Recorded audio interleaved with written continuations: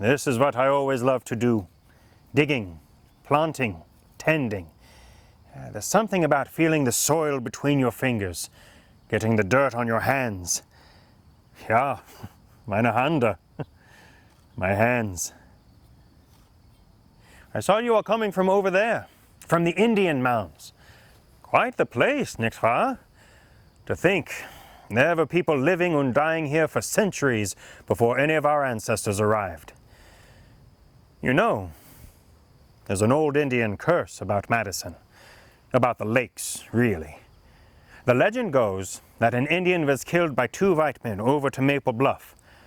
As he was dying, he called on the spirit of the lakes to avenge the suffering of the red man at the hands of the white settlers.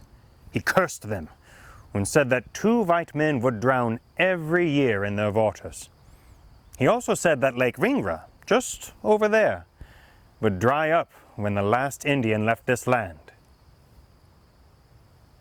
Perhaps you want to go look for yourself someday. Some people believe in curses. They call it a hex, a word that comes from my native Germany. They think that you can make something bad happen just by saying it out loud. They think that you can put a hex on people or places or objects, anything, really. And I suppose if you believe someone can do you harm, they can also do you good. It's a... what's the word I'm looking for? Ein Segen. A blessing? Yeah. Yeah, a blessing. I'm not so sure. Maybe it's just luck or coincidence when something goes right or wrong. But I will tell you this. There were some things in my life that I couldn't explain, and the only way it made sense was if it had been a hex. Still, I had my share of blessings too. I counted a blessing that my parents came to this great land and gave me the chance to grow up free, not under the iron rule of the Kaiser. We all spoke German at home, but learning English was important.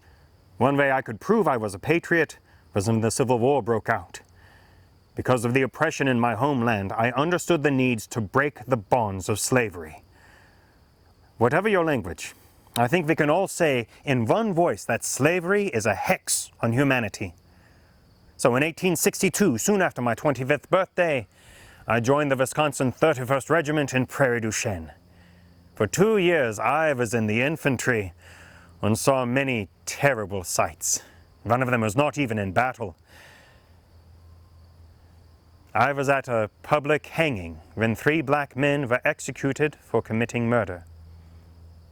It was justice, I suppose, or maybe vengeance. But I will never forget their desperate struggles at the end of the rope. When the war ended, I felt lucky to come home unharmed. I met and married Fraulein Catherine Grill, a good German girl my own age, and we raised 5 children together. Now, sometimes I wonder if meeting her was a blessing or a curse. Our marriage was a blessing, naturally. But what she later suffered could only be considered a curse. Entschuldigen Sie bitte. Excuse me, please. I'm getting ahead of myself. I was lucky, that word again, to find employment at the state capitol in the agricultural department. It was good work, outdoors most of the time, with my hands in the soil. I worked hard and saved every cent until I had enough to buy a house on University Avenue, right across the street from Mr. Abiel Brooks. He made a fortune in the California gold rush and built the very first stone house in Madison. Catherine and I, our lives were as complete as they could be. Then, in 1871, I was invited to be part of the 4th of July celebrations at the state capitol. This was a great honor, and I proudly put on my uniform and marched down to the square. It was a glorious day. A light rain the previous evening had helped to keep the dust down without making the streets muddy. The sun was shining and flags flapped in the breeze from the lake. After a service at Grace Church, people in wagons began lining in the streets for the parade around the square. Now, I had never been part of the artillery, but that day I was assigned with Captain A.R. MacDonald to fire one of the cannons that had been brought back from the war. So at 10 o'clock, the parade moved off, and we began firing the cannons in celebration. What happened next? No one can say for sure. There were rumors later that some of the people involved were drunk, but that is not true. In any event, it was my duty to load a charge into the barrel of the cannon with a ramrod. Captain MacDonald was to touch the fuse and fire the salute. Maybe there was already an ember on the pan from a previous shot. Maybe some other swabbing set it alight. I guess we'll never know. But the cannon fired while I still had hold of the ramrod. It exploded with such force that both of my arms were torn off, the left one above the elbow and the right one below. Splinters from the rod ripped into my face and chest, and I was badly burned from the flash. Part of the rod was later found across Carroll Street. One of my hands was found beyond the park gates. Some doctors immediately came to my aid and carried me home, where my beloved Catherine was met with the most gruesome sight you can imagine. Oh, my poor love, mein Liebchen, fainted right there on the spot. The doctors laid me on a bed and attended to me with all their skill. For a while it looked as if I might survive, but then I became delirious and began shouting, "Helfen Sie mir! Gott in Himmel, helfen Sie mir! God in heaven, help me!" Finally, my poor shattered body could take no more, and with Catherine weeping at my side, I died the next day.